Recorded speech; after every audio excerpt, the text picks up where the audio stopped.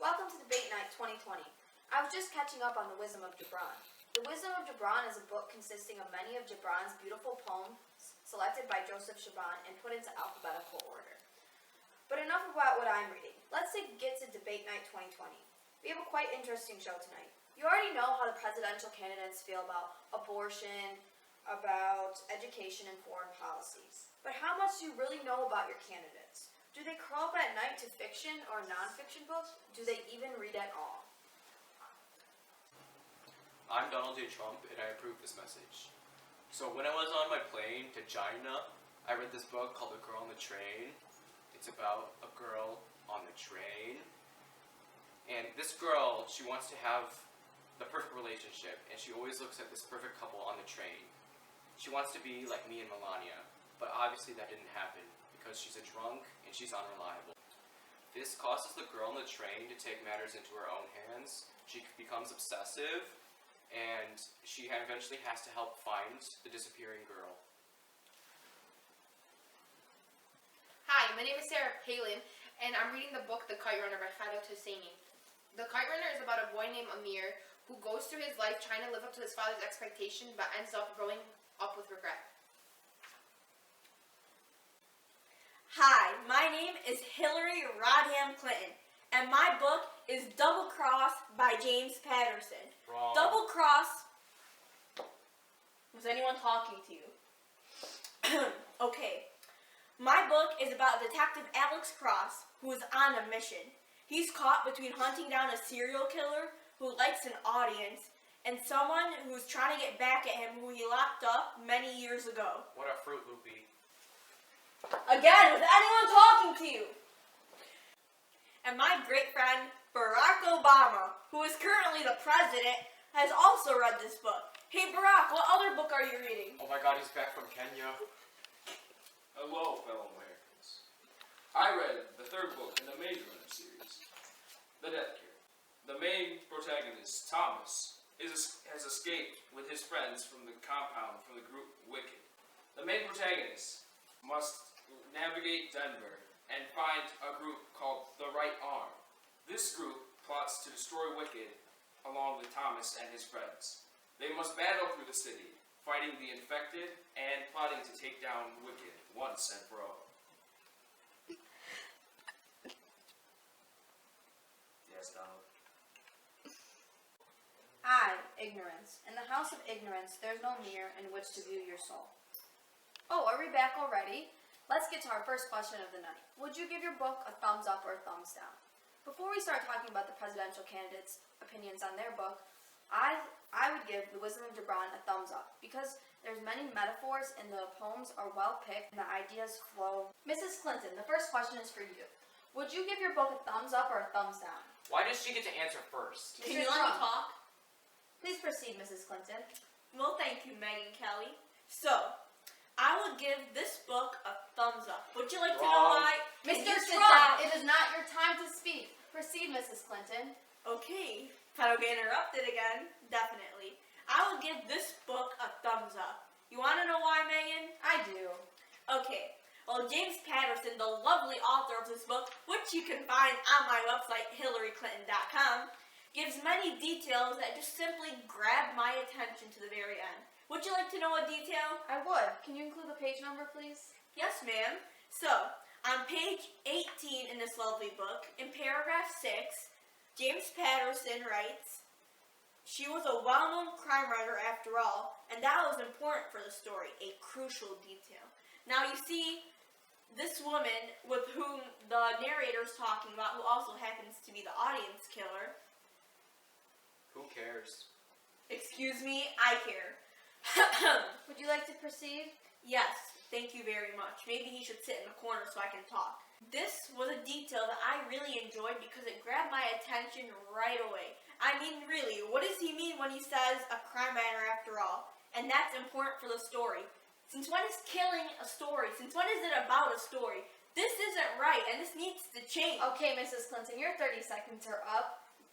President Barack Obama, what would you give this book a thumbs up or a thumbs down? Kelly, I'd like to begin by saying, good speech, Miss Clinton. Why, thank you, Barack. Okay, so I would give this book a thumbs up. One reason is that the author creates a powerful conflict between the characters, which the reader can personally relate to and understand. The main character, Thomas, he struggles frequently with internal conflict throughout the book. For example, on page 252, paragraph 3, it said, Mr. Trump, I'm sorry, is there a problem? President Barack, please proceed. Mr. Trump? Mr. Can you Trump, stop it is not interrupting your- my friend? It is not your 30 seconds, You Mr. have Trump. friends. Thank you. Mr. Trump. Please, More than you please. As I was saying, Come on. on page 252, paragraph 3, it says, he knew that for the rest of his life, he'd be haunted by what he'd seen. Eyes begging for mercy. Thomas closed his own, and the images were still there. It took a long time for him to fall asleep. This quote implicitly shows how Thomas is dealing with daunting internal conflict. Mrs. Palin, would you like to give your opinion on the book? Megan, my friend isn't done talking. Would you No, like that's fine. Well, it's not I'd like like I'm going to to win say, this race anyway. If I may, that was an excellent description, Barack. Mrs. I mean, Palin, just your 30 excellent. seconds have started. Please give a thumbs up or thumbs down of your book. Please, crazy woman, proceed. If you even read. I read. Who this? I give The Kite Runner a thumbs up because of the powerful message portrayed throughout the book. An implicit theme I found throughout The Kite Runner was that guilt can overtake you sometimes. A powerful quote that I found throughout The Kite Runner was, "For you, 1,000 times over." It was said so frequently that it ties the whole story together and strengthens the theme of the book. Mr. Trump, would you like to talk about the book that you are reading? Oh, here we go. Yes. Of course, he'd have his book upside down. Mrs. Clinton. President Donald Trump is speaking. He's not His president yet. Stop talking. His 30 Sit seconds. down. His 30 seconds Go are back to starting. Alaska. Thank you very much. President Barack Obama, thank you. Mr. Trump, would you give your book a thumbs up or a thumbs down? Well, obviously, I would give it 2 thumbs up. That was Because, one. well, it's 2. Anyways, my favorite quote from this book that really tied the whole message together was, "I pressed the thumbnail of my right hand into the center of my cut and felt it open. The pain sharp and hot. I catch my breath. Blood starts to ooze. Your 30 from seconds the are wound." over, Mr. Trump. I didn't get to my point yet, Maggie. The girls on the other side of the carriage are watching me, their faces blank. It's like I'm literally hanging off a cliff, because it's a cliffhanger. I wish you would hang off the cliff. President Donald Trump is speaking. At the Can moment. you stop talking? Where did you come from, Sarah? My Stop mother. talking. Okay, let's end this question with a quote. Ignorance. In the house of ignorance, there is no mirror in which to view your soul.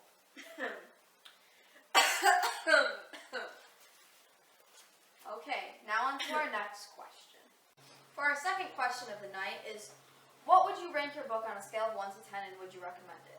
Before the presidential candidates give their opinion, I'd like to give mine. I'd give my book a 10 and I'd highly recommend this book. The words are beautiful and I'd like to give you an example.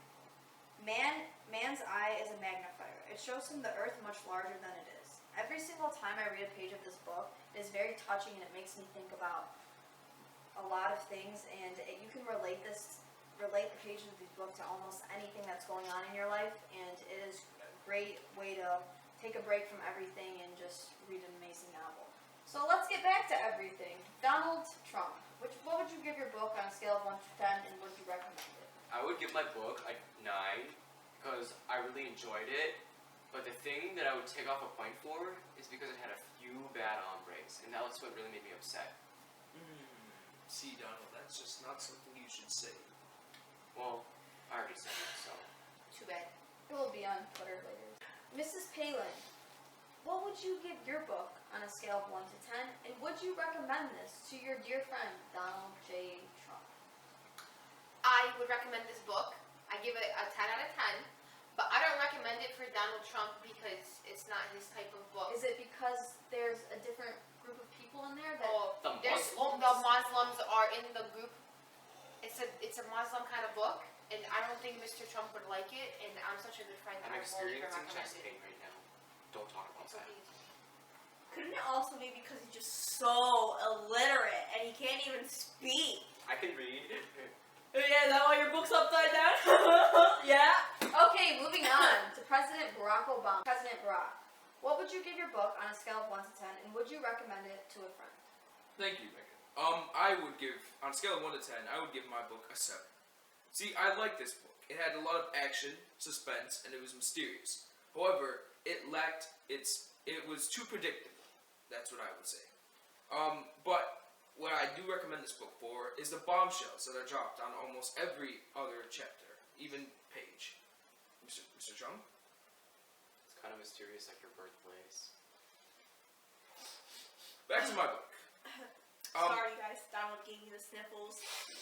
Please proceed, President Thank Barack. you. The main character, Thomas, many of these bombshells affect him personally, and it's very interesting to see how he changes throughout the story because of them. Mrs. Clinton, would you like to give your opinion on the previous question? Oh, why, of course. Okay. I will give my book a 10 out of 10. Would you like to know why?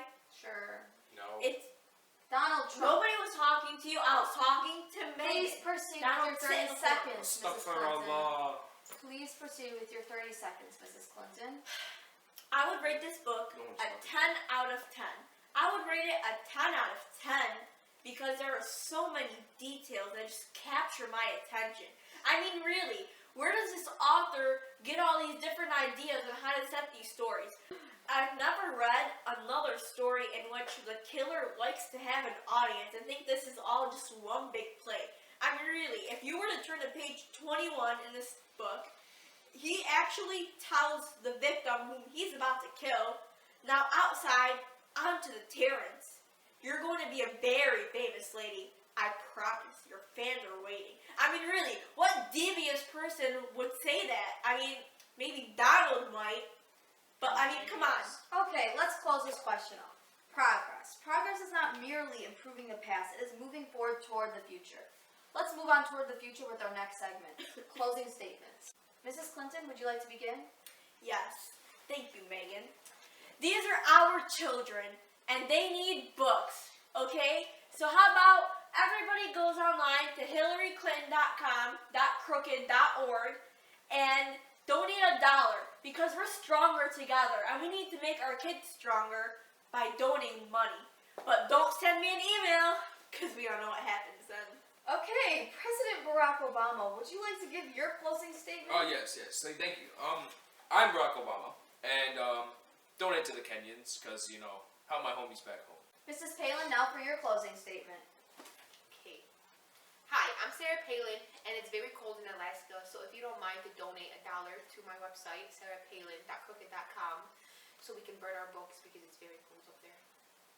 Mr. Trump, now for your closing statement. Hi, I'm Donald Trump, and I just want you guys to vote for me because I'm going to build a wall. First of all, I would like to commend the Chinese. One of the only good things that they did besides make ramen was build a wall, and they don't have troubles with Mexicans. So when I build my wall, we're not going to have trouble with Mexicans either. Words. Wisdom is not in words. Wisdom is meaning within words. As you can see, the only thing that is going to save our country is literature. So children, don't stop reading. Him and his friends must navigate the city of Deer